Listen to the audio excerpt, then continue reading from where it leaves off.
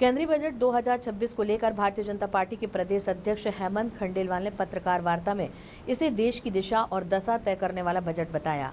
उन्होंने कहा कि यह बजट वर्ष 2047 तक भारत को विकसित राष्ट्र बनाने के लक्ष्य को मजबूती देने वाला है। हेमंत खंडेलवाल ने बताया कि देश की आर्थिक और औद्योगिक जरूरतों को ध्यान में रखते हुए बजट में उड़ीसा और आंध्र प्रदेश में रेयर अर्थ मिनरल की खोज के लिए 40,000 करोड़ रुपए का प्रावधान किया गया है। इससे देश आत्मनिर्भर बनेगा और रोजगार के नए अवसर भी पैदा होंगे। उन्होंने कहा कि महिला सशक्तिकरण को प्राथमिकता देते हुए हर जिले में महिलाओं के लिए हॉस्टल निर्माण का प्रावधान किया गया है।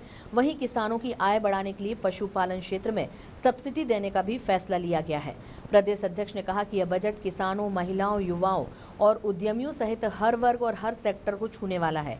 उन्होंने दावा किया कि केंद्रीय बजट 2026 विकसित भारत के संकल्प को जमीन पर उतारने की दिशा में एक मजबूत कदम है। यह जो बजट 2026-27 का आया है, ये विकास और विश्वास का बजट है। हर वर्ग के लिए कल्याण की कोई ना कोई काम इस बजट में प्रावधान किए गए हैं। ये बजट कोई तत्कालीन विषयों पे प्रभाव डालने के बजाय लॉन्ग टर्म में अगले 10-20 सालों में ये देश की दिशा क्या रहेगी उसे बताने वाला बजट है। कुछ चीजें मैं अपनी तरफ से बता रहा हूँ, फिर विस्तार से हमारे मुख्यमंत्री जी इसके बारे में बताएंगे।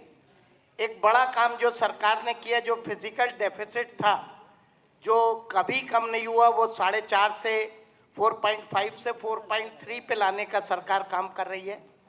हमारे देश में जो कुल कर्जा था वो हमारी जीडीपी का 56% था। कई और देशों में तो 80, 90 और 100 से ऊपर है। उसे 50% पे लाने का एक बड़ा काम सरकार अगले 2-3 साल में उसका रोड मैप बनाया है।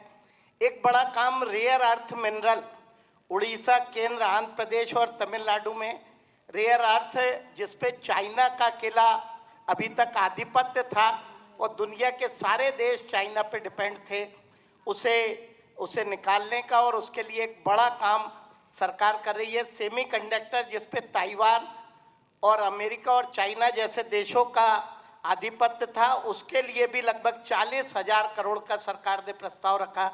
केमिकल पार्क, नए इकोनॉमिक जोन, इसके अलावा कैंसर जैसी दवाइयों पे